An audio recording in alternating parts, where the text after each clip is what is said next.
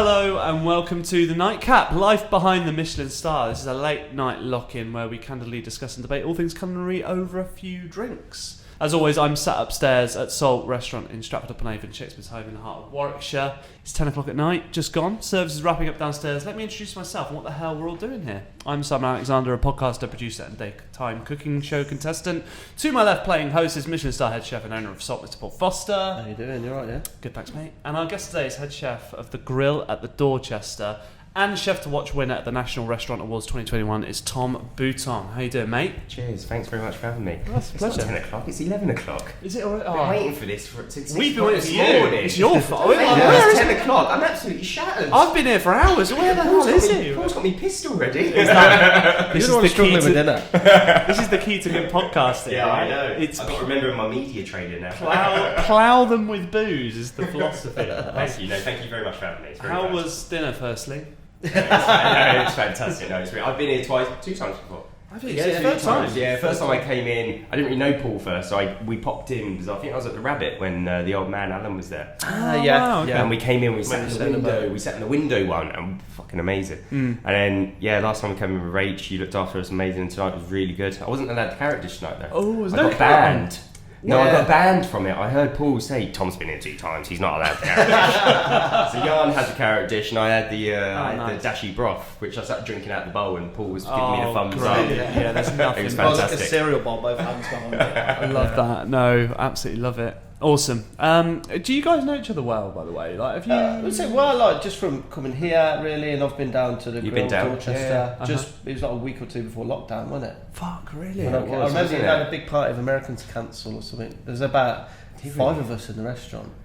Did Because it you? was just like Yeah, loads it of was dead nice. cancellations. It was crazy. Oh, amazing. I It was- wish yeah, it was I wish last- it was like that now. Last March. Oh, man. So yeah, Love it. just last for that, March, really. yeah. It last was the March. first day I put chocolate and sorrel ice cream on. That's You were right. the first person to try it. It was lovely. Christ, Yeah, I really? remember that. Wow, pressure. Did you Yeah. get asked? It was like ages ago. Were you asking for feedback straight away, or? I hadn't asked. No, I was. I was just showing Simon before you come up some of your food, like the lobster tart that you're obviously known for and that. And That looks no, I insane. had a wicked meal down there. It's awesome. Yeah, love it. Okay, well, coming up on today's podcast, we're going to be talking to Tom about what it's like being a young chef, especially at such a prestigious place like the Dorchester. We'll be talking about restaurant Markups and Salt Bay's Receipt, which has been doing the rounds at the moment. We'll take some of your questions you've sent us via the Nightcap Twitter and Instagram pages, and as always, we'll be doing Boiling Point, where Paul and Tom will tell their stories of the real heat of the kitchen. Got some cowboy stories, cooking hacks, myths as well. But before we get into that, this is obviously a Nightcap. We are once again, for Series 4, opening a beautiful bottle every episode of Gusbourne's finest award-winning English sparkling wine. Visit their website now, gusbourne.com, to see which of their very special vintage releases you might like to purchase and enjoy at home, all with free UK mainland delivery and no minimum order required. Do you like that? Oh, I do, yeah. That's very nice. Thanks very much. Yeah. Quick, you do fantastic adverts. It's almost like like... you on ITV after that would dancing be... on ice. I wouldn't have to do this anymore if I was doing the I ITV. go online and order some now, but I've got Yeah, a restaurant I know. full, so... That's true. You've got a lovely voice. Cheers, mate. Very nice. Appreciate that. Paul, what are we drinking tonight? mate? So Jack, our manager here, went down to Gusbourne. Look at that, pouring myself first. No, Terrible. mate. Don't remember It's a that. bit like that all night. He went down to Gusbourne the other day and he spoke to Neil. Obviously, we know Neil, who's been on the pod. Yeah. And just said he got anything nice for the podcast. Cheeky, I love that. Don't ask, don't get. He pulled out a 2013 Blanc de Blanc. Blanc de Blanc's obviously their best. But yeah, an old 2013 one, and you can tell the branding's slightly different. The bottle's different to the previous ones. So yeah, just a little bit more aged than normal, but still lovely. Loads of green apple, 100% Chardonnay. Cheers. Cheers. So I took a preemptive swig then. I was too excited. Oh man, that does. It's so sweet. Feels like a long time ago, doesn't it? We were all sitting at home by ourselves, drinking Stella Artois. Yeah, Yes, it Yeah, does. we- I forgot my etiquette. I'm just Yeah, I like, know, I'm yeah. just drinking it like whatever. Just, you know, 4 tinnies a day from Stella Artois. It's nice to be back out though. I know we've been back in work, but Yeah, definitely. finally nice to get back out. It's amazing now because like I always felt like the first few times going out felt super novel, and then by the third time it was as if nothing happened. I Back to can't normal. remember what it was like. Which is a good thing, isn't it, really? I mean, Yeah, I think I've still got a new appreciation for it still. Do you? I'm trying That's to nice. cling on to that. Yeah. Like remember when we couldn't do this? Yeah. Stay keen. Yeah, exactly. For sure. A lot of guests have forgotten that already. Yeah. It'll be 3 weeks of nice. Yeah. I swear, you've never had so many. I know you've always had like the odd person not turn up, but I swear that is crazy right now. Is that a coincidence? We used to get like a lot of late cancellations, but what we get now, which we never ever used to have, is no shows, which is fucking crazy because yeah, man. you'd at least try and cancel and like blag your way out because you know show like I've got your card, I'm and taking your a money. lot of money for nothing. Yeah, basically. and I'll like, as I was telling you earlier, I'll hunt you down and I'll get that money. I will try every morning. I can vouch for this. I sat down tonight and Jan, one of my boys, was with me, and I was like, Paul's on the phone, he's speaking to a customer. it's the table next to us. They've got a birthday card on the table as well. His name's called Neil. That's the one that And to Tom's be got honest, there. is there a camera? I've actually got the card in front of me, and no one's opened it yet. And Paul was on the phone like, I will find you, and I will charge you. I was like, it's Liam Nielsen. That sounds like Paul. Oh, let's open this card. Let's open the card, man. Let's see how. Oh, that's beautiful. Oh, look at that. Is that London Eye? Yeah, The gift shop version. yeah, look at that. Dear Neil, happy 50th. Well, Neil, happy birthday, you bastard. You didn't turn up. You've been charged. I don't worry. You missed out, Neil. You've paid for tonight's wine. Cheers, Neil. Happy birthday. Happy birthday, mate! Unbelievable. Okay, well let's start with what we the sort of being such a young chef at such a prestigious place. It's probably something that gets thrown at you a lot because I mean, if you don't mind me saying, you're 26 years old. Is that right? Nearly 29 now. Nearly 29. Yeah. Oh, sorry, you're 26 when you joined. 26 when I joined, That's it. I mean, and you look like 21, mate, as well. Yeah, You I look so, know. like- I got ID'd in the pub opposite today. Did you? We drove up after lunch. Me and Jan, well, he looks about 12 anyway. We were in the pub and the guy was like, you got ID? He got his out, Swiss. He's like, oh, you're Swiss, very neutral. That's what he said. We're so in the country here. And he looked at mine, looked at me and said, I'm really sorry, mate, you're older than me. And he was like, Jan was pissing himself. I was like, at least he said sorry. I know I'm a baby face. You age well though. That you're going to be No, I quitting know. when you're like 40. You're my baby 50. face as well, though. Do you think? I know, really. But my partner just literally just looks so Head to hair. It's shocked. coming back, but it's alright. Yeah, it's always been that high. That's what I Yeah. tell everyone. You know. Yeah, me too. I'm actually 65. Really? You look really fantastic. So talk us through a little bit about what it was like starting at the grill at 20, as a head chef at 26. How did that sort of come about? No, it was just it just all happened very naturally, to be honest. Like, I always get judged for only this job I got judged for my age, but to be honest, I've been cooking for 14 years now. My first restaurant was Three Rosettes, and I've been cooking since 14 years. Yeah. At Michelin starred level since past 10, 11 years. So I always compare it to all my friends who went to uni, who went to sixth form, did their uni, and then left uni at 21, 22 with £40,000 worth of debt. Sure. And now they work for Enterprise and trying to flog cars, which they can't, and still paying off that debt. But now they all want to become managers. I'm not naming no names. They know who they are. Bloody Enterprise. Wow. But do you know what I mean? Like, But you already had 7 years on them at that point. but how many people have left uni and done 14 years after that? How many people leave uni at 22, Sure. do 14 years? That means they're 36. Yeah, it's a good How point many people? actually. You're at 30, I'm 39. 39. So Yeah. that means he would only been a head chef 3 years ago.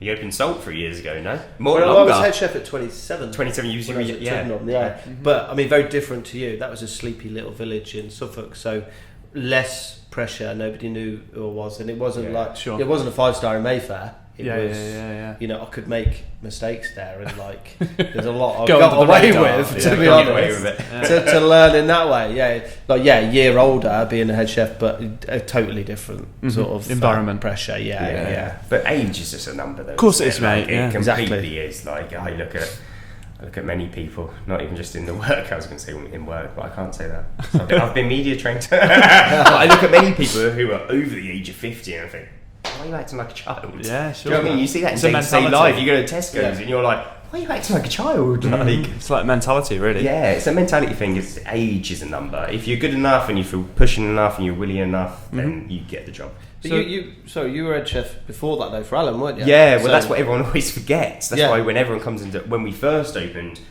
all of the Dover Soul crowd were coming in being like, 26, how's he a head chef? He's never cooked a day in his life. And I was like, I was head chef of a 1-star and 4 rosettes 3 years before this. Do you know what I mean? I even though I'm never going to say I'm the best chef in the world, no, I'm not. Like, there's so many better chefs out there. But the point of being a head chef is you're not just a chef. You're a manager, you're a fucking organizer, you're a delegator, you're everything. You're not just that. You're not just a cook. To be honest, I wish I was just a cook because that's what I love doing. But now I don't get to do that every day. That's the sweet irony of it all, really. Was that the same at Tubman? Were you still cooking even when you were the head? We had a very small team. I was still very, very hands-on. Right, I mean, I know. I'm still Tom hands-on. I still scrub the floor and turn up and on time. Oh, yeah, of course. Yeah, no, I know. Laughing. Whatever, mate. Like, yeah, do you really? But I'm always there, and like we are part of the team. We have a really nice. We're talking about our culture this evening, and we have an amazing culture, and it's important that we keep that. Do you know what I mean? But we are a part of it. Why are you laughing at me? Your promotion? Yeah, no. Beady eyes are on you. Take that pay rise away, mate. So back when you first when you got it, what was the sort of if you don't mind me asking, like what was the arrangement? How did it come about? Did you have to go salary? Yeah, no, that's the next question. Crikey, it's not that big. Have you got the paperwork on you? No, like how did you have to go in and cook for them? Did you have to? What did you have to do? I was very lucky, to be honest. The hotel manager came to the Allens, and Alan was then at the Wild Rabbits down the road. And Alan really left it in my control, and I love him for that. He's my chef dad. I've got so much love for him. Like he's a good mentor. Do you know what I mean? I worked for him. My first job in London was him in 2012. I did a year for him. We just won the Star, 14th best restaurant in London. I just come through Rosette in Suffolk, in Essex, Suffolk border, and I was like, no. My first job was Pollen Street, and it opened 2 weeks before. My next job was Alan Williams at the Westbury, and I was like, wow, this is lovely, like, this is nice. And I was 2 hours late to my trial, and Alan was like, how come? You didn't have Google Maps. I'm not even that old, but I think we forget about technology. You didn't even have I don't even think I had an iPhone. I got on Liverpool, I got from Colchester 2 days before I was at Pollen Street. I got to Pollen Street, alright, I don't know how, because Westbury's only literally 2 seconds away. 2 days later, I get back on the train, Colchester station, a 5:25 train, and all the banker wankers were on it, and I couldn't get a seat, and I was standing up, and when you just you must have been there when you do these stages and these trials, you feel sick. I felt really sick. Coming to Liverpool Street, having all my parents all my life. And I was like, I'm going to be sick, I'm going to be sick, I'm going to be sick, I'm going to be sick. Literally, I didn't even open the door, I just shut the window down, threw up everywhere. Did you? And then all the dickheads behind me just opened the doors, threw me to the... I was on the ground, everyone just walked over me, no one stopped and asked me. Wow. And that's when I first realised, God, London's a bunch of wankers, aren't they? So when my mum and dad come up, my dad's from round here, he's from Warsaw, he wants to chat to everyone. He's like, you alright, mate? And I'm like, Dad, you're not allowed to talk to people. There's an unsaid rule in London, you talk to someone, you're not allowed to talk to someone. And I love that when your PR guys are going to listen back to this and go, has he been media trained? Yeah. And then you go, yeah, London, just full of wankers. She was a very expensive media training lady as well. She's good. But yeah, I was walking around bloody Berkeley. I was walking around Maze when Maze was there. I just remember walking around Maze, which is not even far from the Westbury. I just remember walking around that bloody square for 20 minutes stressing. I remember getting to myself, what the fuck am I going and this old lady, and I asked people, everyone ignored me. Wow. It was very strange. Now when everyone stops me, Rachel always says, my girlfriend always says, go. She's like, why do you always chat to people? I'm like, someone asked me where they want to go. Yeah. They obviously need to know where they want to go. Yeah, it might just be there, but they don't know that. Sure, Because you don't. And this old lady walked me to the door of the Westbury. Bless her. She was about 80 odd. She literally walked me with my hand. She's like, follow me now. Yeah. She grabs my hand. She walked me from Maze, literally outside Maze restaurant. We walked past Claridge's. I went there like, oh, Claridge's. Gordon Ramsay at Claridge's. I'm walking down New Bond Street like, Victoria's Secrets. All the way down New Bond Street. And she was like, that's the Westbury, love. Good luck. Wow, that is mad. Yeah. And you were 2 hours late. Yeah, 2 and a bit hours late. What was their reaction when you turned up? Alan, he's the loveliest guy you ever meet. He did not. He cared, but he was like, could he tell you were... Yeah, I was like, I went in there. I'm sorry. All he said was, calm down, son. You alright? I do this really, and I do it in front of him as well. I do this really bad accent of him, which he doesn't sound like, but I just do it. Okay. Go and get changed, calm down, have a cup of tea. He made me a cup of tea. He was prepping the cod on the parts, and I remember like at the Toll Booth we never got whole fish in, so I remember being like, fuck. And he always, Alan calls himself a bit of a sushi master. He's amazing at prepping fish, and you'd watch him and you'd be like, wow, it was really nice. So what it was crazy amazing. Yeah. So when you fast forward a little bit and you're now at the Dorchester, like day 1, 2, 3, is it new menu straight away? Are you flooded with ideas? You want to make it your own? Was it was that overwhelming to you or just exciting? No, the whole point we spoke about it for a good 6-7 months. So they kind of approached me and we spoke and we had many conversations. We had many conversations. I think about media training now. We had many conversations where they were talking about, we want to do British dishes, and I was like, all right, let's put a tikka masala on. And they were like, tikka masala? And I was like, well, yeah, it was a very burger restaurant before, and it was what I call the restaurant before was a hotel restaurant. Where I think now we have a restaurant and a hotel, which are very two different things. Yeah. And when I said that to the CEO and the GM of Mr. Whitfield, Mr. Cowdrey, they both looked at me, and to give them a due, they've never questioned anything I've said or asked. They were like, "You're right. Wow, you're right." So that's wasn't Alain Ducasse over it for a bit as well. Kind of. Yeah, Ducasse was before us. Yeah. But it was, you're right, you never heard of it before. I never knew of it really. I knew the Dorchester had the grill. There was never anything to speak of, but now it stands out on its own. Well, it's amazing that I always say to the guys, it's amazing what we've done, because obviously I've been in London for 10, 11 years now. I never said on my days off, let's go and eat there, like, let's go there. And you look at us tonight, we had like 2 1-star chefs, and I'm not even there. Like, how many industry chefs do we get every night, Jan? Industry, I call the restaurant industry. We're just literally restaurant industry. We get a lot of chefs eating. You see the same shitty photos every single day. That bloody lobster dish and a radish fan every bloody day. Wow, that's mad. So, and then was it overwhelming having Alain Ducasse like literally the other side of the hallway throughout this process, or was it a help to have that? No, a help really. No, the Dorchester is amazing. We work as a unit. We work really close. A lot of hotels, I think they have that, like, this is us, this is the... we work very tight together. Really? It's something we all wanted to do. So the first time I met that John... surprises me, because there's 5, right? Chinatown, Ducasse, us, and then the main kitchens. And really, you all really have full. Regular meetings as a whole? Yeah, weekly us monthly us as leaders of the hotel have a meeting. We love a meeting. Right. We have meetings of meetings. Right, I love it. Hotel will like that one. I say, if you send me a meeting, can you put a meeting for a meeting? Because if you're going to have a meeting, I need to have a meeting about the meeting first. You can't just have a meeting. That's my running joke. That makes sense. That's hotel world. It always trust me. Yeah, and it's a big hotel. We employ 600 staff. Wow, mate. And there's a lot of suits. That's what I call them. Yeah. Yeah, the people you don't even know that work there, and you see their faces every day. Really high positions. Yeah, just like that's that guy. And it matters opinion apparently. Yeah, their opinion matters. But yeah, that is absolutely insane. So yeah, how would you describe where it's at now, and the cuisine, and the what is the sort of like ethos of that menu that you've created over the last couple of years? Well, I think we tried to make. So the grill's the oldest restaurant and hotel. It's been there for 90 years. So everything in the room is kind of what's it called when you can't break down something? Listed. Yeah, everything's listed in the building, so we can't really break anything down. So it's quite restrained in that kind of context a little bit. But what I said to them was that let's try and make a British kind of grill, a new modern grill, because I wasn't going to leave Alan's. I was very happy. The thing with the ball was not in a cocky way, but at the time maybe I treated it a bit cocky, but the ball was in my court, because they came to me. I didn't come to them. You were approached. I had a lovely job before. I was head chef of a 1-star under an amazing chef who everyone loves in the industry. No one's got a bad word to say about Alan. Not every household name would know him, but he's a legend and he's a proper cook. He can cook the pants off everyone. He's a cook. That's him. He's a cook. That's cool. And I was happy. Head chef. I was 24. I was head chef of 1-star with 4 rosettes. Yeah, mate. I never bragged about it. I've never bragged about. I try and not brag about anything. But it was an amazing job. I didn't need that.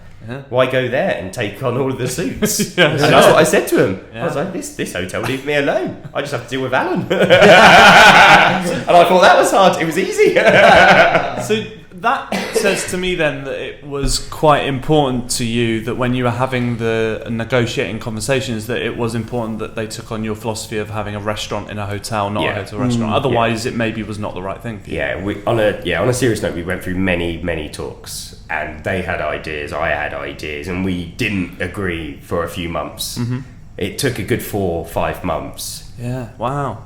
And then interesting. That's a long time to be going back and forth. Like they must really and fucking wanted you. And then it got to like the end, and they offered me something, and I was like, and I left the Westbury that night. I remember that service. I remember being like, fuck, I might have to take it because they've actually said yes to everything I've asked for. Rachel, to give Rachel a due, I love her to bits. My girlfriend, she literally said to me, she's like, Tom, you don't want to leave.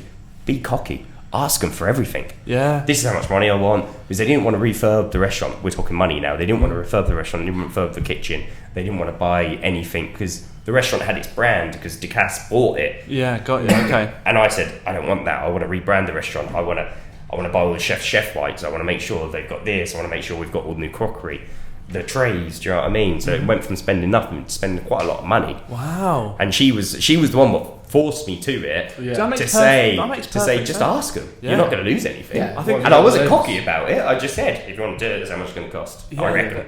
And I wasn't far off. I was $4,000 under budget. Wow, which is better than Homes on the Hammer. Always going over. Dublin's always going over the budget. Dion doesn't know what he's doing. That is. I think you're absolutely spot on because you weren't desperate for the job. No, you just couldn't have. In hindsight, it's thank the Lord I did take the job. It's my old restaurant and hotel shut. So. You would have been knocking on their back door, wouldn't you? I'd have been like, Paul, you got a job, bruv. That's insane. I don't think. I mean, we've talked a little bit about what it was like at Tuddenham being, your first head chef job. But what was the transition like to it? How did it come about? Did you have to go in and cook for someone? Or I did. I had poached I had to go in and cook, and I wasn't working at the time. I'd left Sats, and I had nowhere to get all the ingredients and stuff. So I phoned Sat. I was like, "Look, can you get me some stuff in? I've got to cook this dish, and can I do the prep at yours?" He's like, all right, yeah. So, and it caught, and obviously I paid him for the stuff. And he's like, do some prep for us today, and you can have the gear. So there's like 200 scallops there. Jump on them. It's like, chef, I left it 3 months ago. Like, you want your stuff? Do some fucking prep. It's all right then. It's all right there. Yeah, that's freezing fair. cold prepping scallops because you always do scallops outside at Sats. That's his thing. Right. Yeah. Even that bench outside. Yeah. I remember my mate Philly worked there. I remember what's that? He's like, that's a scallop bench. I've been out there in the snow prepping it. Yeah. Why is he obsessed with that? Because he doesn't like the mess. Oh, I thought it was something to do with how the scallops would react to getting flicked up and on the the cladding which you can just wipe. Yeah, that's his thing. Christ. Yeah, it's clean freak. But fair enough. I respect it. Yeah, so you were out there in the snow. Yeah, so I did loads of prep for him and that, and then took my stuff, did the prep, and took it down. Took everything box. So I just had to do almost like a service. And I was just stood there watching. Did you feel nervous? Not really, because when I saw the fucking nuggets there in the kitchen, like honestly, like these guys, one of them I inherited and got rid of, but the other guy, fortunately, he'd left because I would have had to get rid of him anyway. Just watched them and just tried to suss them out. I was in there 2 hours, just plodding along, but watching them work and do service. And just the attitude of them and the way they were talking, this blagging stuff and cowboy and everything. Yeah. And so I could be your new head chef. Yeah. Like, you've got to try and make an impression here. But I just didn't give a fuck. Didn't care. And one of them was the Sue, who I inherited.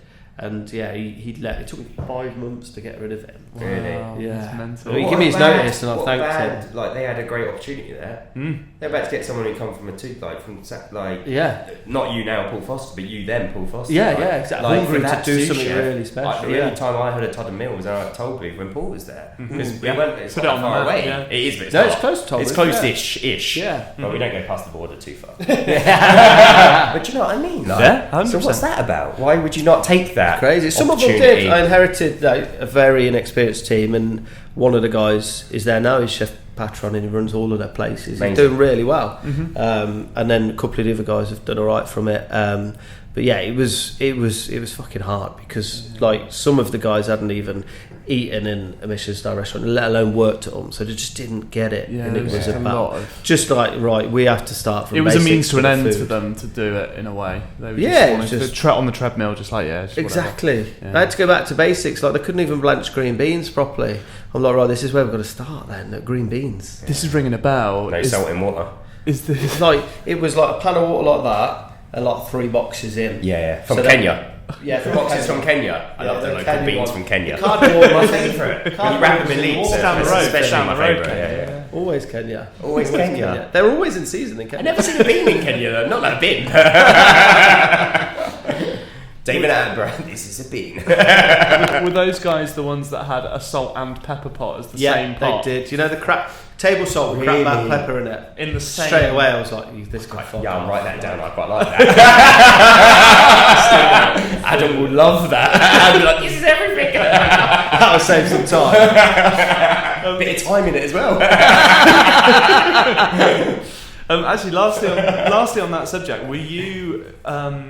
Was there any team that you inherited that stayed? Was that a big part of the transitional process? Or? Yeah, we had it pretty. That's why I mentioned it, to be honest, because we had it tough as well. Yeah.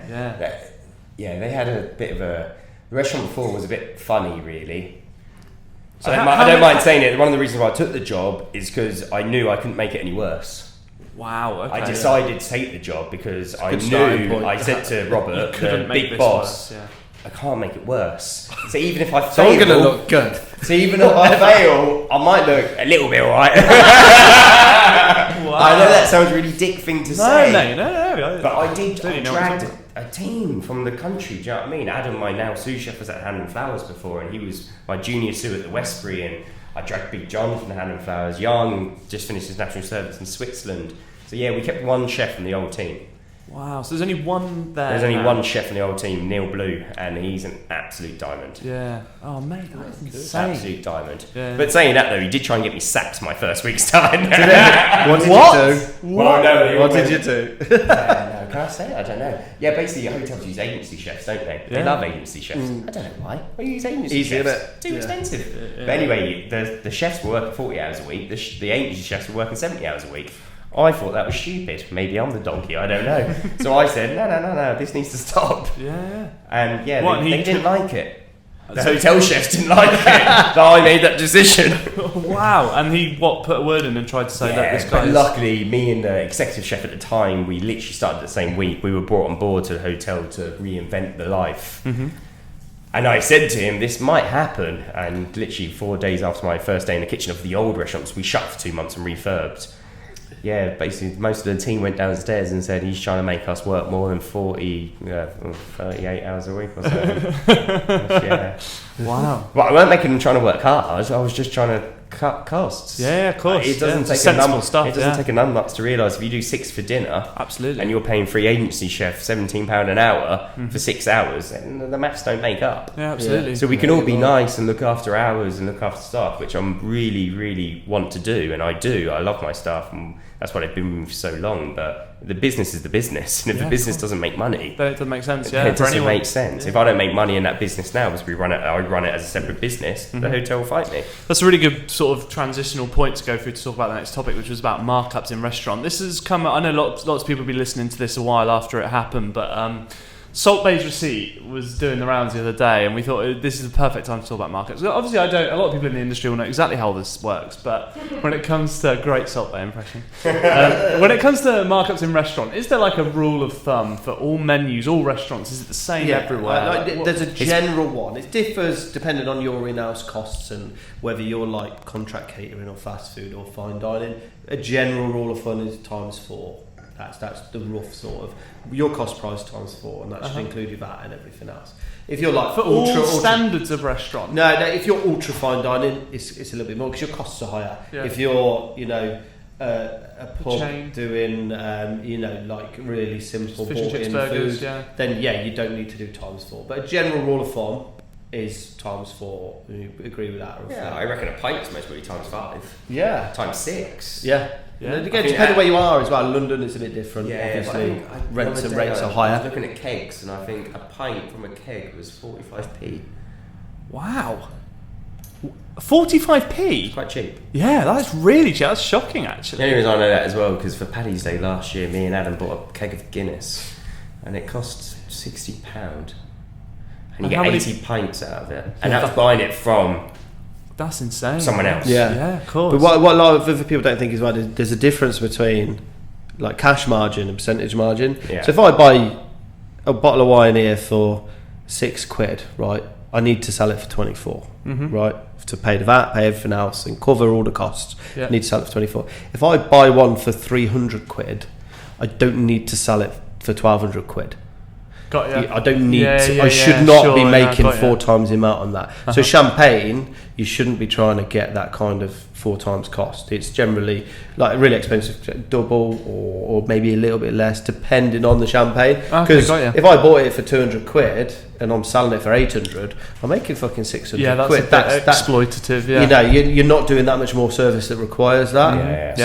So if I buy it for 200 and I sell it for 350, then I'm still making 150 quid cash on that. Yeah, got it. To cover the cost. So you've got to weigh that up as well. But a general rule of thumb, yeah. Problem with the big boys, though, you never sell many of the big boys. That is always. It's like, alright saying that you sell it for 1,200 quid. It's like fishing with the right bait on the end of the line with that, isn't it? With Yeah. the big high ticket bottles of wine. Like, It is, and you got to think if you're buying them as well, and they're not sat in stock. If you buy a bottle of Petrus and you've bought it for £3,000, that's £3,000 sat in your stock holding as well. And you can't just have that there all the time. You've got to keep. Any good business keeps it moving. That was his thing, though. The Petrus, no. Those Petrus Yeah, 2003. That's what I was going to say. That was the main part of the deal. So for those that haven't seen it, I think Dorchester was 3,600 if anyone wants to buy one. we can't afford it. Quote me and you get 10% off. I love it. So Salt Bay's receipt, it was 38 grand. 38 grand, but £5,000 of that was service charge. Yeah, which is a fucking lot. Yeah. Considering, like, did they do £5,000 worth of service for that one table of 4?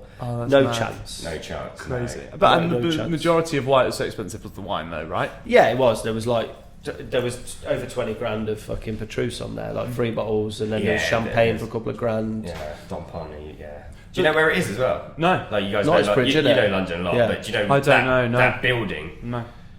Very, very dodgy building. Every building around it's beautiful. That looks like a car park. How long's he been there? Is it? No, 2 weeks. It's like 2 weeks at this point. Yeah. So there's a casino which I've never been in. Sure. I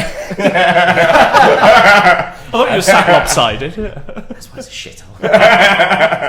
But yeah, it's a very. I drove past it the other day and I was like, that's where it is, and it's just weird. Yeah, I've got the receipt up here, so it's. Go on. There was 3 bottles of Petrus, 2 of 1 year, 1 of another year. The 2003, 2009. 2003, they had 2 of them, and the 1996, 1 of them. So in total, it was like 28 grand on how much 3 bottles of wine. 96 is a good year. The 96 is 9,100. Yeah. Wow. And then Dom Perignon, they spent like over 1.5 grand for 2 bottles. But 9 grand's a lot. That's a lot. I mean, if you googled that, like, well, maybe if you got it from the supplier, but They're probably. I'm totally fucking guessing. They probably paid 2-3 grand for that. Yeah, but that's a good markup. That's a massive. That's an unnecessary markup, in my opinion. That was going to be my next. Did you get sponsored by Bold and Salt? Fuck it, I don't know. I definitely need to get called him Salt. because they don't sponsor me, and I'm from Essex. Don't sponsor me, and we're called Salt. And we were before him. It's perfect. How has that not happened? I tried. Yeah. I went down there. Salt company. Yeah, I know. I went down there, tried. Really? No, they're a little family company, aren't they? Yeah, Even though they're worldwide, like they were like, no, we're fine. Like, and they are. They're doing all right. Best salt around. Yeah. So like with that, based on your rule of thumb, though, can you see any glaring outside of the maybe the wine? Yeah, I mean, the food ridiculous price, really, isn't it? The tomahawk steak. And, like, I ain't got my personal opinion. I ain't really got anything against him or the restaurant charging that. And if people want to spend the money on that, like whatever, the wankers are the ones like, look at my receipt. It's like real small dick energy, isn't it? Like, do you reckon who took that photo? Yeah, that's it. Somebody showed up. Look, I've done 37 grand on dinner. That you know, there's a lot of self-esteem issues there, I think. Yeah, small willy energy. I did that just but you didn't look at me. Me and Hayley were on the same page though. Sorry. We looked at each other, we both went like that. And then Paul said little dicks and we were like, yeah, got the message. And then you pointed at it. It is. Hang on a second. I've gone to restaurants and spent a lot of money, like nowhere fucking near that. A lot of money for me and my life. Someone's making decent money, isn't it? I'd never dream of being like, look at my receipt. How expensive is this place? Yeah, just wanker, it's wanker. Awful, yeah, it's dreadful. Yeah, it's bad. It's a business card anyway, isn't it? That. Yeah. I went to. But Petrus the more once. do you know what the problem is with this? Yeah. Because we all talk about it, Yeah. So it works. Yeah, Do you know who right, the biggest dickheads is? It's us. us. Yeah. Because we're all talking about it now. We're all- thinking, "Oh my how many God, different like, WhatsApp Black Gloves, groups? Foreign Soul, WhatsApp groups. It's everywhere. I had about 3 different WhatsApp groups, and 2 of them were no restaurant industry people sharing that. Yeah. And it's like the power of it is absolutely like, insane. And the thing classic is that- saying is PR. All PR is good PR. Yeah. And that's not new. Like Petrus, Ramsey's got a restaurant called Petrus, and obviously they sell a lot of Petrus. I went there a few years ago, speaking to the head chef, and he had a table of 6 on the Saturday night. Is that Russell? No, before Russell's there. Larry. Yeah, won't talk about Larry. Yeah, he was telling me they had a table of 6 in the chef's table, and they spent like 90 grand. And it was just Petrus after God. Petrus. The food was probably less than a grand. Oh, yeah, it was just it would Petrus. Yeah, crikey. That sort of stuff, that's London. Like, Yeah. this is not. only because he flicks salt off his arm, this makes Flicks big salt. news. It does. I think I'm the This dickhead ain't- here. I do a £30 lunch menu for 3 courses. It's London, it's London. Bloody hell. What are you thinking? £30 lunch menu. You see how much money we made for lunch and we all went down. Do you think somehow he can patent the weird swan? He's definitely smashed it, isn't he? Yeah. Do you know how many followers he's got on Instagram? Me being a young Instagrammer. Go on. 37 million, apparently. 37 million? That can't. No. No, I'm pretty sure. Check now. Haley, get on it. Here we Check go. on that. Go on. 37 What's his million. name? Nusret? He's a Turkish guy, right? Yeah, he's a Turkish guy. 39.3 million. Fuck me. It's gone up 2 million since you checked. Got on this 2 morning. million since I checked. Shit. Yeah, I actually, the weird thing when I checked him out, It's mental. There is And do you know why that is? Stock It's because Exchange. dickheads like us are talking about we're it. adding fuel to this fire. And he's going, Hello, no, he's going. yeah. What? Flicking money off his arm. I'd never really checked him out before today online. A bit more about him. Guess how old he is? Oh, I reckon he's a bit older than what I think. I reckon 47. Yeah, I would say 49. Don't say he's younger than me, please. He's younger than you. Fuck off. Yeah, he's 38. What? He's 38. He looks like 50. I think he looks 50. So there's still time for me to get that It's many alright. followers then, yeah. That's what you're saying. Yeah, I absolutely. just need a hook. Sorry, You're right, yeah, you're I had some flu water. last week. Yeah, it's not COVID, it's alright. We've all had They don't it. give us water here, it's disgusting. Oh, shit. No, I'm just We got some. I've run out. sorry. I have had that flu, It's not COVID. I've been No, tested, we've but all that had. flu's I've had terrible. that. We've all had it. It's been rubbish, isn't it? Can't open it.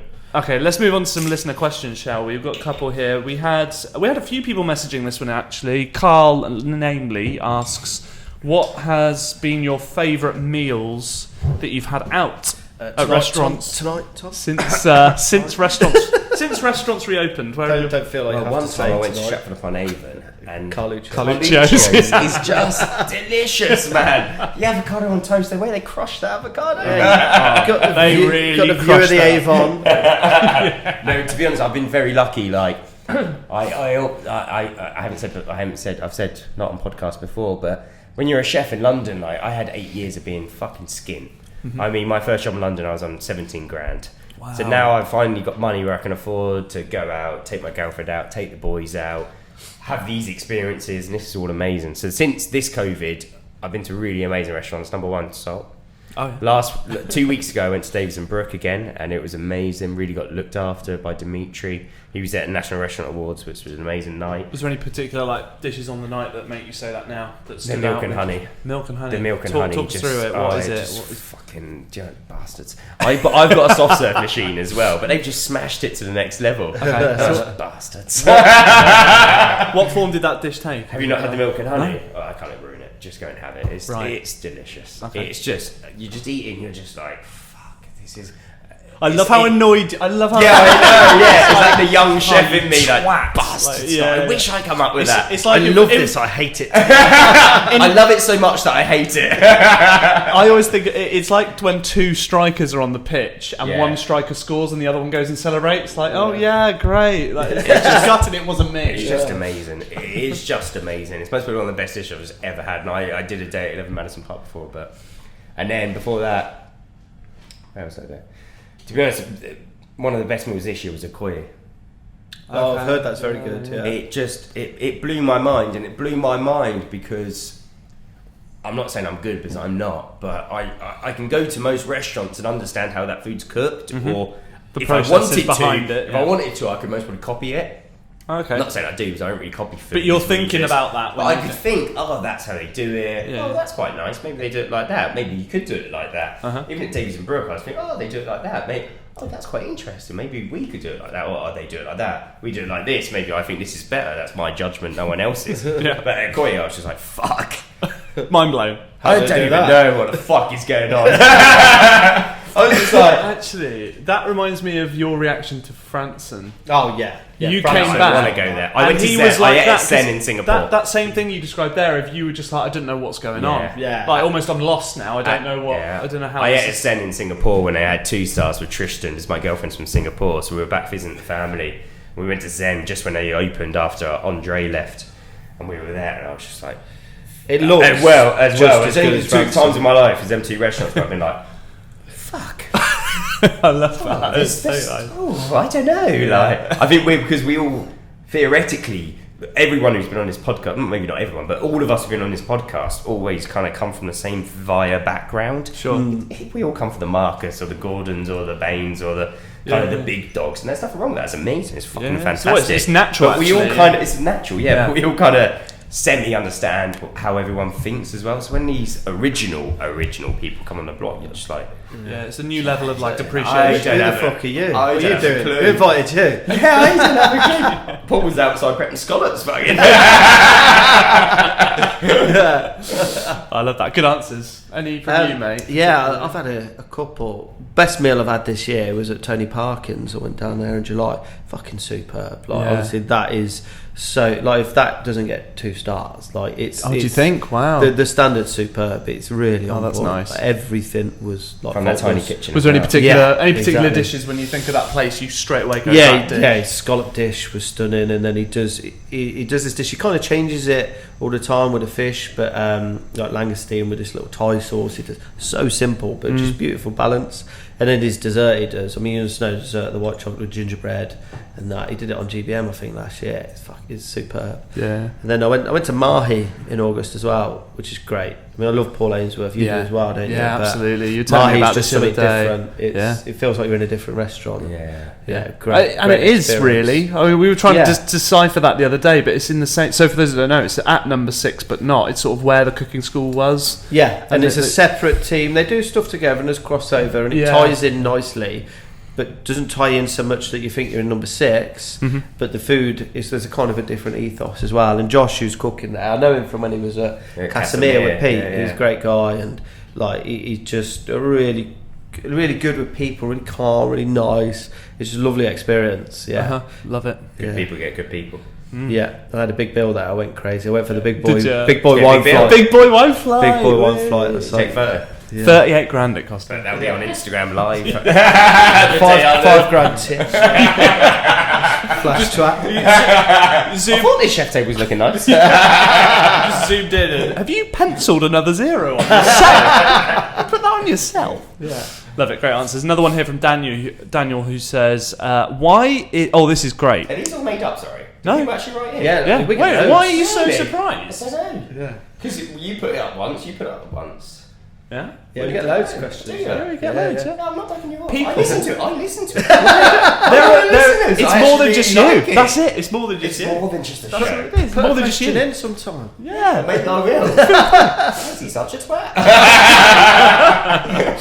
Right, this one's from Daniel. I like this. Why is 3 fried or 3 poached eggs greedy, but 3 scrambled eggs is never enough? Oh, good question. 3 Yeah, I'd omelets never as well. thought of that.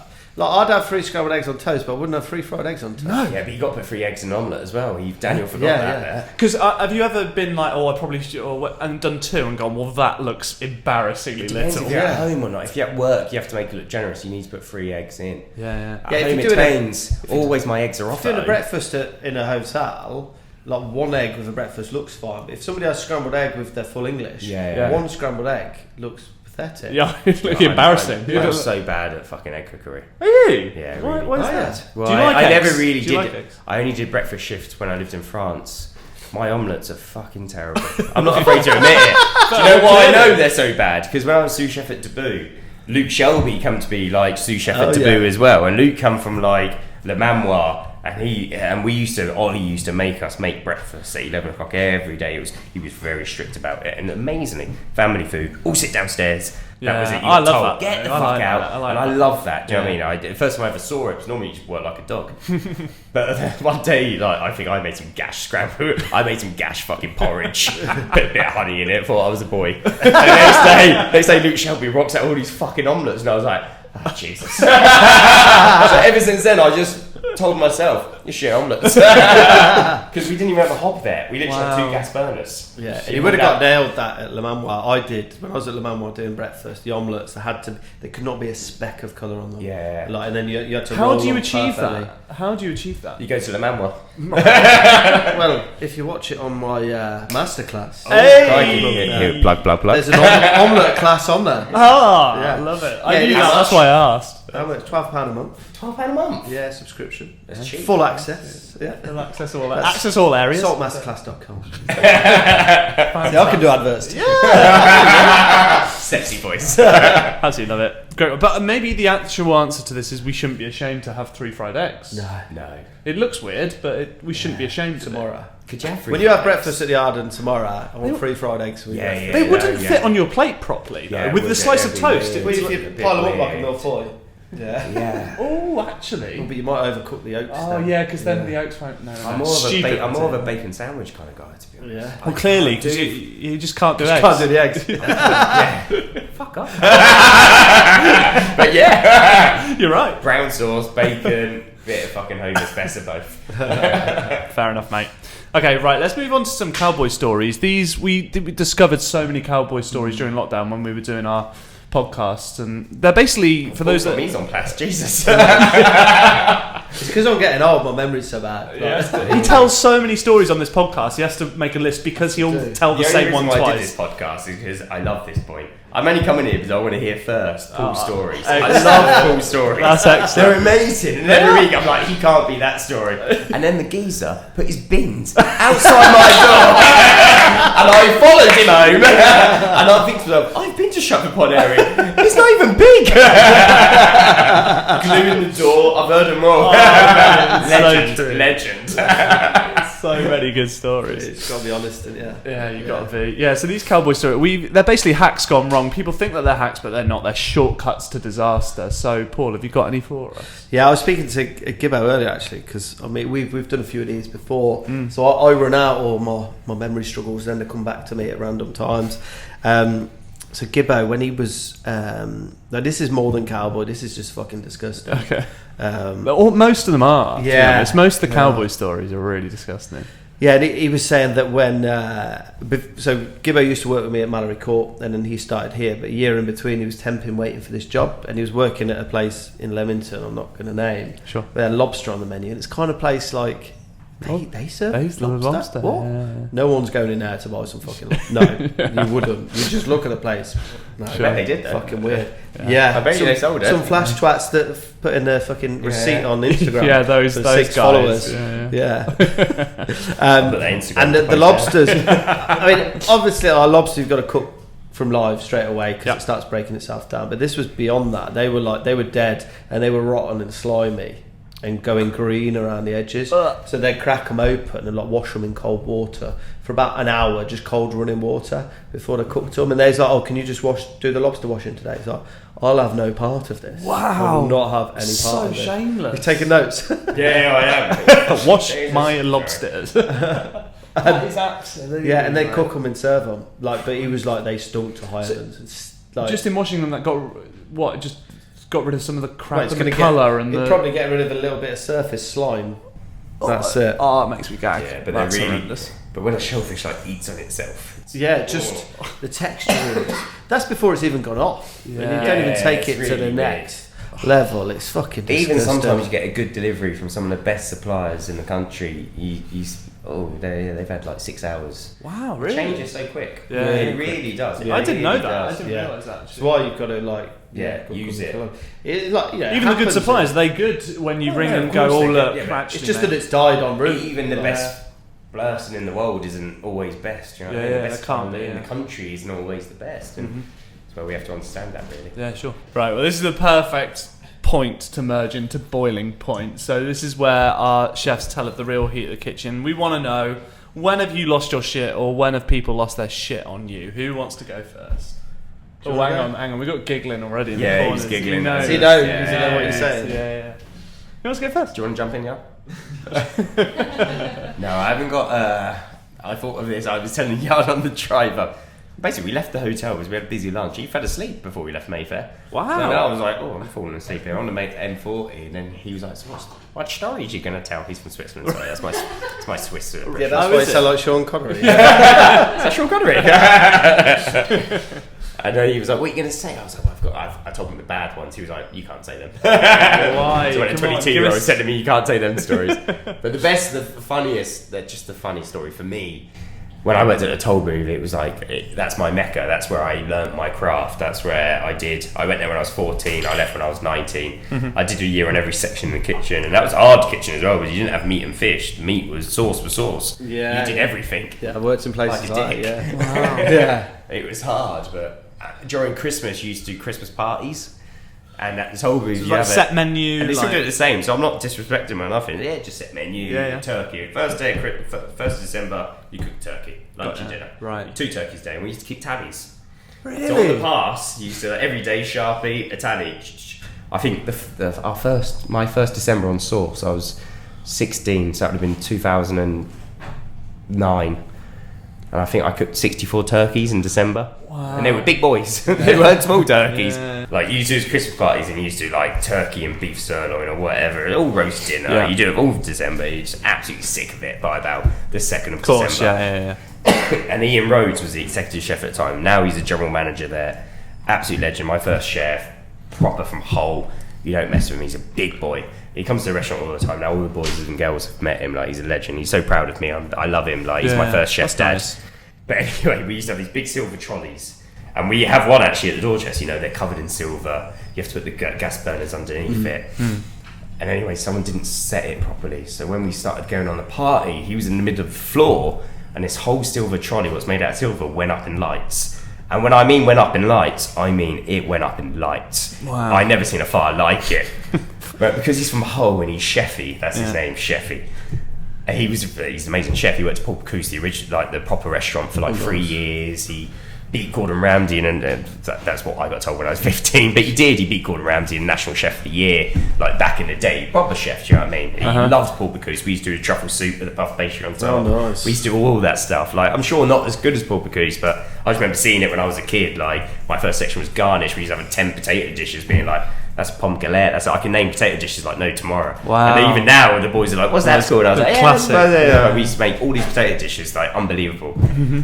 But anyway, yeah, that story just goes that this trolley was on fire, and it comes back in the kitchen, and he's on it in his chef whites, and we're sending the party at like 120, and he's like, we don't fucking stop, and there's turkeys on this fucking silver trolley, and I'm like 16 on the meat section, not knowing that the sirloin was fucked. I didn't know what medium rare was. And I was just looking at this guy across the pass, and the head chef's on this part, and he's like, just keep going, boys. And we're just like, I'm cutting the beef, he's cutting the turkey, burning it all years, like, fuck! Shit! And he literally carved this turkey to its fucking bone, like, so now I call him Jesus. Whenever I see him, I call him Jesus. Oh, And wow. I was talking to 2 weeks ago, I said, that fucking story, he's like, I never forget that day. And afterwards, he was like, my fucking arms. And they're bold. Big, Yeah. bigger than all of us, big and like, Oh my proper whole God. ride. But I just remember him looking at us and being like, we don't fucking stop for no one. That And is then he was insane. like, I never forget that, because you don't. It's like down the trenches But, stuff. go on, but yeah. you don't stop for anyone. It doesn't matter what the fuck's going on. Yeah, yeah. It doesn't matter if someone's burning alive, which was him. And he was the boss. He didn't care. And I That's just, crazy. I don't know why, but I respect him so much for that. It's one of the moments where you have to be there to see it. But I just remember It being doesn't there. sound real. It doesn't And it was sound like the head chef, me on me, and my junior soon next to me. And Dave was like, just keep going. Dave's now the head chef on Broadley Pig in Suffolk.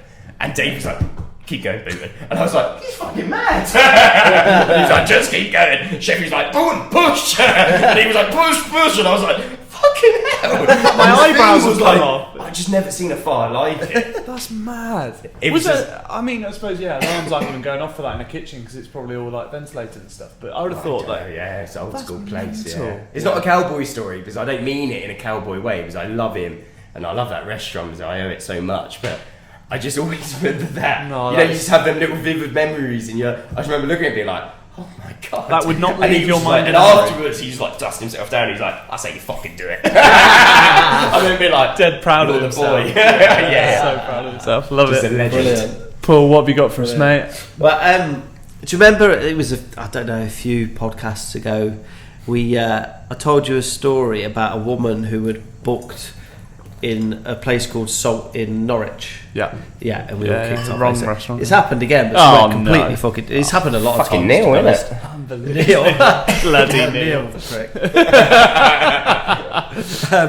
It's happened several times in different places. There's four places in the country with salt in the name, not called salt in the name sometimes, but people keep booking with us. But How? intend I to go there. literally don't know how. I think I was off one night. I had the kids, and then Jack messaged me. He's like, "I've had a table, not show." So Jack's email. I've got the emails up actually. Oh, excellent! Here we go. Here we go. So Jack's just like, this is only like half the isn't it? story. I love it. This He is what. doesn't mess around. No. You've got your speaker in a utensil pot, Yeah. and he's on plus. He's doing the You real want to tell a thing. story? You want to tell a story? It's story time. I love it. It's Story story time. time. Come here was for this. Sorry. So yeah, it's just Jack's emailed in. Unfortunately, you didn't arrive for your table at Salt this evening. As a result, I'm afraid you'll have to pay our cancellation fee on the card that you provided, that you agreed to, blah blah blah, all that. As laid out in terms and conditions, it'll be £55 per head. It was a table of two. Then he's replied, "Hi, had just phoned regarding an issue with no-show fee," because he'd phoned here. Yeah. He'd phoned the restaurant he actually went to, which Oh, is right, covered okay. later. Yeah. Had a table for two booked on arrival. Had an issue with booking, but was resolved, and we were given a booth. So he's obviously turned up at a restaurant. "No, I have a booking." They're like, "No," and then they found him a booth. Right. Oh my god. After dining, I received an email of cancellation, which was Jack's. I've been charged £55. When chatting on the phone, I was told to send an email back and that I'd receive a full refund. Obviously, I'm not that guy. It's the other restaurant. Really? I'm Where not was that the guy other? for a Do you know where refund. the other restaurant was in the Oh, I'll country? get to that, yeah. Okay, great. Sorry for any inconvenience. If you can update me on the situation, it'd be greatly appreciated. And Jack's like, "Thank you for getting back to me. I'm a little confused. We have 9 tables at Salt and no booths. The restaurant you made for Salt in Stratford upon Avon," because we knew straight away this dickhead's booked somewhere else. Yeah. Did you put So brackets book with William us. Shakespeare? Yeah. Did you? Because Jan was like, should "Is that have. where Shakespeare's from?" That's what everybody does. That Yeah. comes there. Yeah.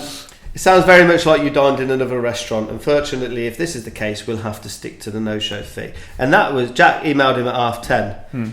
2 minutes to 4 in the morning. Whoa. He's obviously on the piss. Wow. He's on piss. He's Hi. out. "Hi, I am student and this fee I cannot afford. Unnecessary money coming off my account is the last thing I need to worry about." Considering it's quite well worded, his first email. Now he's wrecked. Like, and It's then, 4 in the morning. It's Yeah. 4 in the morning, Paul. You've then- been there, darling. might be later as well. Then 9 minutes later, at 7 minutes past 4. "Just furthering on from my previous email, this payment has took my bank balance into an overdraft. I seriously cannot afford this." Tough shit. Oh mate. So then I got involved. He's a in the harsh morning. fucker, isn't he? Yeah. I love it. Well, I'm not that No, guy. I love it. I love it. So yeah, I got involved next morning. Of course you did. I bet you rubbing your hands. "Hi, unfortunately, this fee will have to stand. It appears you booked in a completely the wrong restaurant, which in turn closed off a table in my restaurant that we would have sold, which we would have because we were full. After being forced to close for most this year, we also cannot afford to have customers show up in the restaurant. The cancellation fee you agreed upon on booking is there for a reason, which is to protect the business." Didn't hear anything all day. I was like, "Oh, he's obviously in his pit because He's he's got hungover. hangover." Yeah, and it then must we be. got an angry phone call from a middle-aged, grumpy Scottish woman. His mother. What? Yeah, fucking mummy. No Yeah. way. I knew it. So it's like, so she kept saying, "I want to speak to the owner," and Jack was like, "You don't. Have you met him? Trust me, you don't want. If you want a refund, he's not that guy." So come on, and I was like, "Okay." I love that he's got that about him. I know. It's It's amazing. I brilliant. respect He it is so 120%. good, isn't he? I curse it. I give her a call back, and she was fucking vile, like Was an she? absolute prick of a woman. Like she Wow. was horrible, and they'd booked a restaurant in Glasgow called God. Salt. It's like the menu's very much Wagamama style thing. Like that's what it looked like. Like, but the best thing is, I worked out what he would have spent, and they probably, if they were doing well, they would have spent 60 quid. and I've charged him 110. Yeah, no wonder he's skin. Yeah, but he's saying he's skin. He's out on the piss, going out for a meal. You're not that skin, mate. He's trying to impress a girlfriend, the first Yeah, girlfriend. so she's like, he's 19 years old. He's a student. It's like, okay, fair enough. He's an adult. So adult. Yeah. He's still an adult, but He's like, he's done. He loves yeah. this. And she's like, it's a genuine mistake. I said, I appreciate that it's a genuine mistake, but why should I pay for his mistake?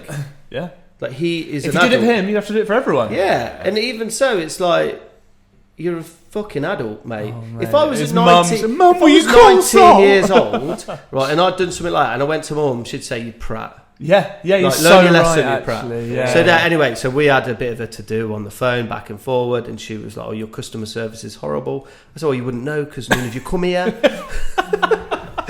Because it's didn't lost. turn Then. It's like, you're in Glasgow, you never come in, so I've got free reign to be horrible here. Yeah. So I was giving it back and forth. Quickly, I just did a rough calculation from a business point of view. If one person did that a week, Yeah. by a year, that's nearly $5,500. Yeah, That's not a joke. That's a lot of money, yeah? We're a tiny restaurant. Yeah. What could you do with $5,500? Oh, mate, yeah, there's a lot I could do here. I fucking need to Do you have similar phone calls for no-shows with people? We do, yeah. We just put the cancellation. Sorry, we're in this. No, we'll we'll go finish back off. and forth, we'll go back I was ready for him to fight the mum. I'll finish off in a minute. No, because Yeah. I was agreeing with him, and I was like, "God, how much money is that? If that happens once a week, which it did tonight, and I was eating in the restaurant, Yeah. it's a lot of bloody money. It is, and yeah. it's his business. Like Jan said it to me. Jan was like, "It's his business, his money." I'm very lucky. I work for a big hotel. Do you know what I mean? Yes, it's different. I get upset about it, but it's different. Paul Absolutely. It's actually more made me closer to sleep the livelihood about of it. Yeah. This is his Yeah. house. Yeah, exactly. That's well. This put. is your house. You've got home, You but this is think your of house. everything. It's not all about my personal expenses. It's about, well, you've got staff Yeah. to look after. You've got all these other costs to look And after. the So suppliers to pay everything. there's absolutely yeah. no way I'm everything, letting them no, off. completely. Especially when I know they're never coming here anyway, so why would I give them any fucking goodwill? Like, why? Yeah. Like, I may as well If get they my say, 110 out of you. So yeah, anyway, So we had a then- massive... I was really polite, and Brett was here as well, and Jack was like, come on, what did you say to her? Like, Brett... And he was like, honestly, he was really polite. But I kept in that calm... What did you say to her? Jack knows what I'm like. You know when you say in that calm state and it just winds people up. So I Oh, just kept really yeah, calm, classic. really, I love like that. disgustingly polite. I made myself feel sick how polite I was. That's nice. And she was just like ramping up. Anyway, we left it there. Half hour later, there's a voicemail. I wish I'd saved it because it was fucking poetic. Because Homer Shakespeare, darling. so the girlfriend had started tweeting and abusing us. So I said, basically, God. you're an adult, be accountable for your own actions, and stop getting mummy to look after, to fucking clean up your shit, right? So then the dad phones, leaves a voicemail, and he's like, "I've heard you've had to." Have a conversation with my ex-wife. I bet that was fucking horrible for you. Really? Make sure you charge her. Yeah, and he was like, I totally understand what you're saying and what you said on Twitter. The adults are got to be accountable for their own actions. Yeah. They booked I it. love it. And he said, look, I'm phoning on the off chance. He'd been told to phone, so you could tell in the tone of his voice he was like, I've been forced to. But he's like, look, if there's any way we could, perhaps do half or anything. So obviously I just never phoned him back and left it. Like, I don't need to engage in this anymore. No, sure. I've got my money. I You can love fuck that off. he rang you and said, "Yeah, But the way it's like, I bet that was horrible for you. Like, Jack was dying. Oh, it that was is super. class. That is so good. What a legend. I know. I love that he called. I bet she yeah. never knew he called either. I bet he's like, Well, she would have been on. I'll help you. You So need to help your son. she was the mum of not this guy Sol who balked. Don't know if I should say his name, but Yeah, you definitely should have. Yeah. Well, I didn't say his surname. What was it again? She wasn't the mum of him. She was the mum of his girlfriend. So even further removed. so odd. Like, I'd be so embarrassed at that age to be like, oh, I booked the wrong restaurant. Look, they emailed me. There's a map on there. It's fucking. It says in Stratford. And I agreed to it. I put my own card details in, but they've embarrassing. charged me. My mum would be like, you're a twat, Paul. Yeah. Learn your lesson. Completely. Yeah, not so trying to good. clean up my own mess. That's so No, I agree. Yeah. No, completely. Absolutely love it. What a story, Paul. Never failed to not deliver. Right. He always has good stories. Always. It's I think you look for him now. Yeah. You must have got to a point in your career now where you're like, ooh, I just love the drama. What can we get? Love the drama. What can we get today? I love I it. thought, yeah, let's escalate this and it'll be a great story. Perfect. Right, before we go, any cooking hacks for our listeners to take away with them? So opposite of Cowboy Stories, anything, little tricks in the kitchen, things you've learnt along the way that you think will help home cooks out? Anyone got anything? What was Jan? I think Jan said I should say about the Deboo taught me a really, really good hack, which not many chefs do, and I don't really understand why, but we vat pack all of our lettuce leaves in loads of ice water, and it means they last forever. Oh, they go super crisp. What? They go super crisp, but then with the bitter leaves as well. This is a very chefy one. But yeah, at home, most people have vat packs now anyway. Maybe my clientele, but...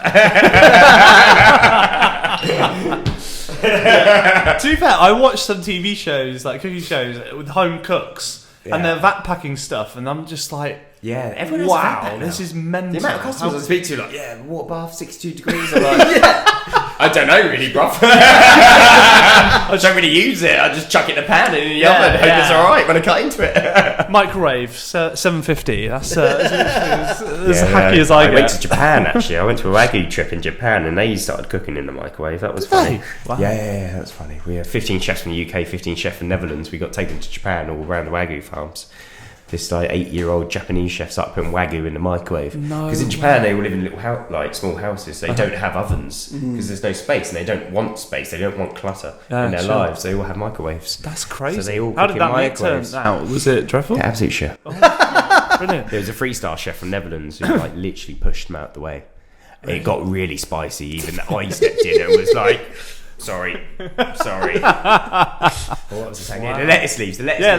From a chef point of view, the lettuce leaves is my favourite because a baby jam or the little leaves or whatever. Like, how many times has your mum bought that bag of fucking shit from Sainsbury's? What dies the next day? Yeah, not that wilts got down. a vat pack bag, so it's only for the chefs. So home people don't worry about it. But if you vat pack it in like loads of ice water, it lives for weeks and weeks. So we do it with our bitter leaves. We've got a bitter leaf salad on at the moment, and it takes away the bitterness as well. So it's really good. It's really good. Do you know that? When Deboo showed me it when I first went to Deboo as a sous chef, I was like, what the fuck? Why are you fat packing like jam lettuces? But now I realise it, and all the guys, boys and girls, love it. That sounds pretty good. And then I think the home trick, what Jan said on the drive up, was just grate everything, because I just love grating everything. Why? Just at home, easier than chopping? Even at work, I just grate everything. Do you? Carrots. Yeah, I ain't got time to dice anything. I'm done. I'm so done with dicing. Well, it's the same with like at home. I microplane. I never ever crush or chop garlic. Microplane it. Yeah. No, I grate everything. Why would you not Carrots. microplane garlic if you've got one? Yeah. Like you chop it, goes everything into your board. Garlic crushers are shit because they get about 30 Oh, cents. they're awful. I hate them. Yeah. Microplane it. Best way to crush if garlic. I make anything at home, it always starts with a box grater, 1 carrot, 1 red onion. Only red onions at home. Yeah. I just love red onions. Yeah, it's always red at onions. work we only use red onions as well. Well, we use white onions every now and then. And That's then really we have a interesting bit you of say that. garlic, and I just grate everything in the same box. Sweat off your crappy mints. Get good mints, but and then add in this box. I always just fill but we do it at work. We do Kaufman squid bolognese at work.